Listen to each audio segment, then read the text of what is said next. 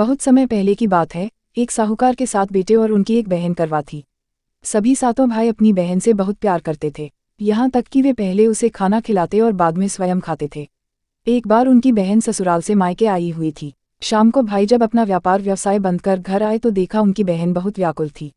सभी भाई खाना खाने बैठे और अपनी बहन से भी खाने का आग्रह करने लगे, लेकिन बहन ने बताया कि उसका आज करवा चौथ का निर्जल व्रत है और वह खाना सिर्फ चंद्रमा को देखकर उसे अर्घ्य देकर ही खा सकती है। चूंकि चंद्रमा अभी तक नहीं निकला है, इसलिए वह भूख प्यास से व्याकुल हो उठी है।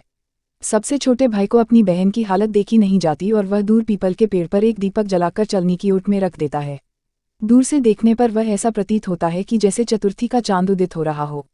इसके बाद भाई अपनी बहन को बताता है कि चांद निकल आया है, तुम उसे अर्घ्य देने के बाद भोजन कर सकती हो। बहन खुशी के मारे सीढ़ियों पर चढ़कर चांद को देखती है, उसे अर्घ्य देकर खाना खाने बैठ जाती है। वह पहला टुकड़ा मुंह में डालती है तो उसे छींक आ जाती है। दूसरा टुकड़ा डालती है तो उसमें बाल निकल आता है और जैसे ही तीसरा टुकड़ा मुंह में डालने की कोशिश करती है तो उसके पति की मृत्यु का समाचार उसे मिलता है। वह बौखला जाती है। उसकी भाभी उसे सच्चाई से अवगत कराती है कि उसके साथ ऐसा क्यों हुआ। करवा चौथ का व्रत गलत तरीके से टूटने के कारण देवता उससे नाराज हो गए हैं और उन्होंने ऐसा किया है।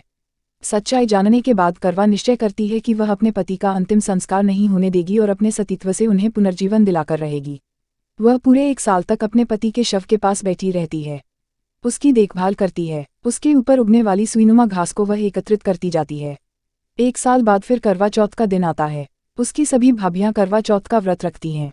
जब भाभियां उससे आशीर्वाद लेने आती हैं तो वह प्रत्येक भाभी से यम सुई ले लो, पेय सुई दे दो, मुझे भी अपनी जैसी सुहागिन बना दो, ऐसा आग्रह करती है, लेकिन हर बार भाभी उसे अगली भाभी से आग्रह करने का कह चली जाती है।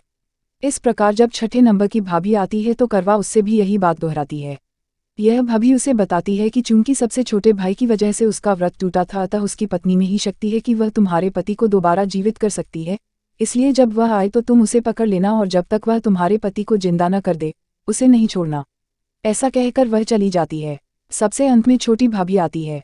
करवा उनसे भी सुहागिन बनने का आग्रह करती है, लेकिन वह टालमटोली करने लगती है। इसे देख करवा उन्हें जोर से पकड़ लेती है और अपने सुहाग को जिंदा करने के लिए कहती है। भाभी उससे छुड़ाने के लिए नोचती है, खसोटती है, लेकिन करवा नहीं छोड़ती है।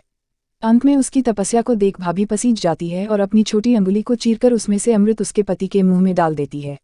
करवा का पति तुरंत श्री गणेश कहता हुआ उठ बैठता है। इस प्रकार प्रभु कृपा से उसकी छोटी भाभी के माध्यम से करवा को अपना सुहाग वापस मिल जाता है। हे श्री गणेश माँ गौरी, जिस प्रकार करवा को चिर सुहागन का वरदान आपसे मिला है, वैसा ही सब सुहागिनों को मिले।